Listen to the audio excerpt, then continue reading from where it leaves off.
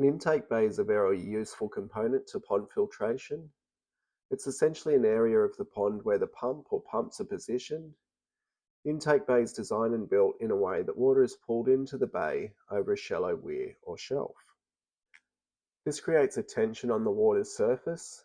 What this means is that floating debris like leaves, foam, etc. is pulled over into the intake bay where it's easily collected and removed. Removing these materials prevents them breaking down inside the pond and essentially creating nutrients that algae would otherwise feed on. The intake bay also acts as a pre-filter, protecting the pumps from sucking in bulky debris that could potentially damage your pump.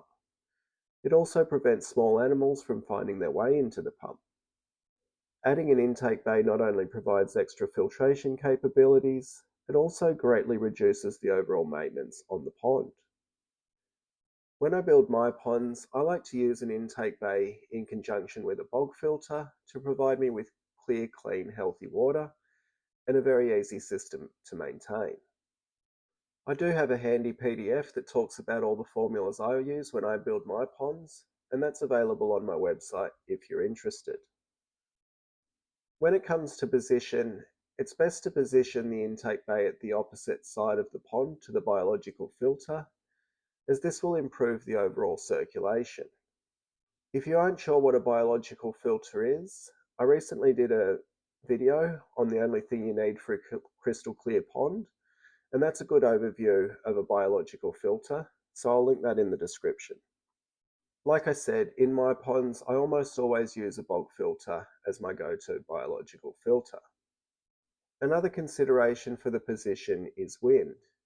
If the wind often blows from a certain direction, you want to place your intake bay in an area where the wind can assist it to pull in debris.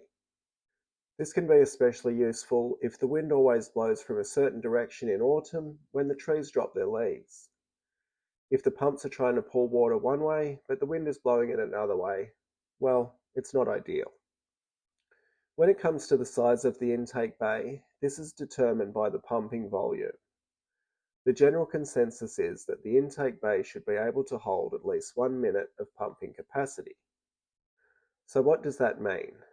Well, let's say that your pumping capacity of the pond is 10,000 litres per hour, or approximately 2,500 gallons.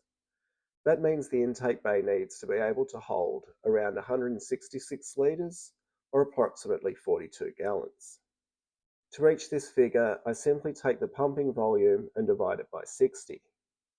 Remember, this is the minimum size.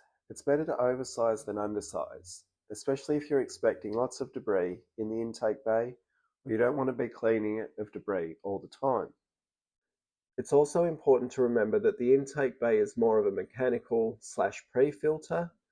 Even though the way we will construct it, it does have some biological benefits. I guess what I'm trying to say is that the biological filter and any circulation jets or streams and waterfalls will impact the required pumping volume of the pond. Therefore, these need to be sized first before the size of the intake bay can be calculated. Again, this is where that downloadable PDF that I mentioned before can be helpful. To construct the intake bay, we excavate an area that is large enough for the pumping capacity we calculated before. When I build mine, I like to use a shelf to create the shallow weir zone. If you were adding it to an existing pond, you could use a false bottom or shelf with matrix blocks, something like milk crates, aqua blocks, or an alternative. Whichever method you choose, the aim of the game is to force the water over a shallow, narrow area to create surface tension. During the construction, we place the pump or the pumps in some kind of vault. This will give us easy access to the pumps and also provide an access point during cleaning and maintenance. There's quite a few different ways that intake bays can be constructed, and I've made a few videos on some of the ones I do, so I'll link them down in the description as well. And of course, you can use these designs to configure them whatever suits your needs better. But basically, we want to create surface tension, and we want the water to pull down through various sized rock and pebble before being sucked up by the pumps. The rock and the pebbles are going to provide that pre-filter and prevent any large debris from getting into the pumps. And the pumps can be connected to whatever you like. They could be going to a bulk filter, some jets, maybe a long stream or a waterfall. Just remember that no matter what, you should have an appropriately sized biological filter for your pond. An intake bay isn't the only filter a pond should have, at least in most situations. So when we construct an intake bay the right way, maintenance should be super easy.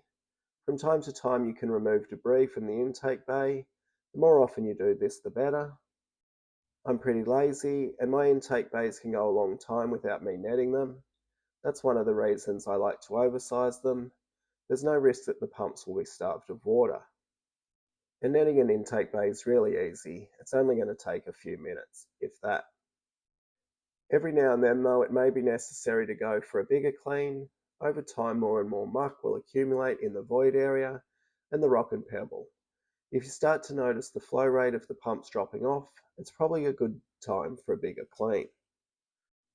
The easiest way to do this is to completely drain the intake bay and direct water over the surface so that all the muck ends up in the void area and eventually in the vault where the pumps are.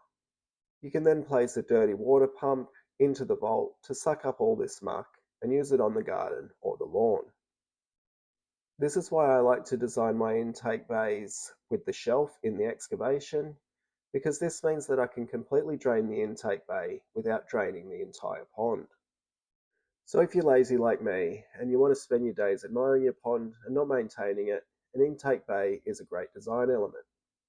It can be made so it blends into the landscape, and it hides and protects the pumps really well.